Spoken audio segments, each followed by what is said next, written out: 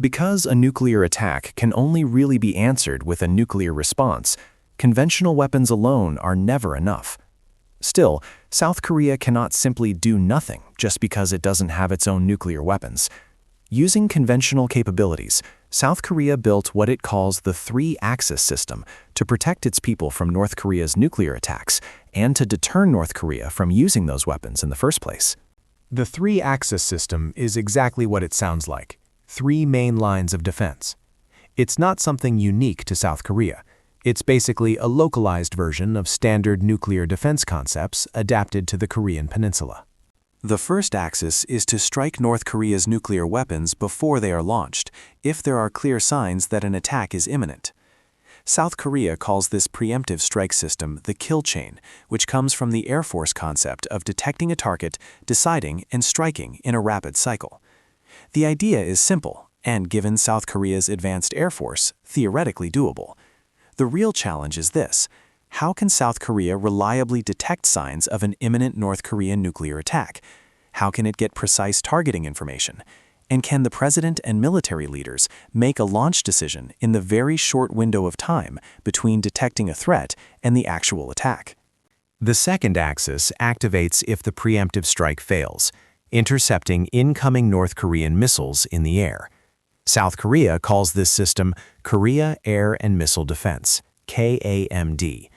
The concept is simple, but execution is hard. To intercept a missile, you need distance and time.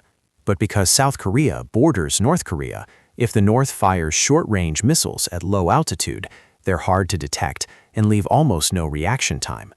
So South Korea prioritized defending critical Air Force bases, its main retaliation assets, before trying to defend the whole country. To build this defense, South Korea upgraded American PAC-2 interceptors to PAC-3 and hosts one U.S. THAAD battery, deployed in 2017, for high-altitude interception. At the same time, South Korea has developed its own medium-range interceptor, Jong-un, and is deploying it to shoot down missiles at about 15 to 20 kilometers altitude.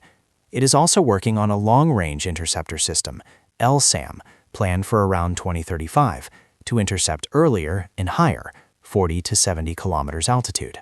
But North Korea is trying to evade these defenses by improving its missiles, for example, using short-range missiles that maneuver in flight, or firing large numbers of low-altitude missiles at once. The third axis is South Korea's retaliation plan, known as Korea Massive Punishment and Retaliation, KMPR. Conventional retaliation cannot match the destructive power of nuclear weapons, so KMPR focuses on threatening Kim Jong-un directly.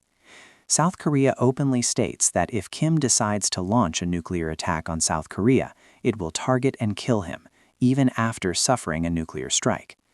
Seoul believes this threat may deter him from making that decision in the first place. In most democracies, the death of a leader isn't decisive because someone else takes over right away. But in a hereditary dictatorship like North Korea, threatening to kill the leader may be more powerful than threatening to destroy a city. KMPR's importance has shifted depending on the South Korean administration. Conservative governments have strongly supported KMPR and prepared for a decapitation operation against Kim. Progressive governments have downplayed it, arguing that it provokes North Korea. President Moon Jae-in's administration even merged KMPR into the kill chain to create a two-axis system. The conservative Yoon Suk-yeol government restored KMPR, that the current progressive Lee Jae-myung administration is not actively supporting it. Of course, South Korea's three-axis system alone cannot fully defend against or deter North Korea's nuclear weapons. It only works when combined with the American nuclear umbrella, the U.S. Extended Deterrence Commitment.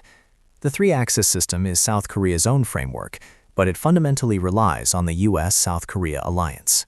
With North Korea's rapidly advancing missile technology, the three-axis system faces growing limitations. Pyongyang is shifting to solid-fuel missiles, which are harder to detect beforehand and can be launched within 5 minutes after moving into position. So when signs of an imminent attack rise, South Korea needs even faster, more modernized systems, such as continuously keeping aircraft on standby in the air for a kill chain strike. Missile defense is the part South Korea is consistently strengthening.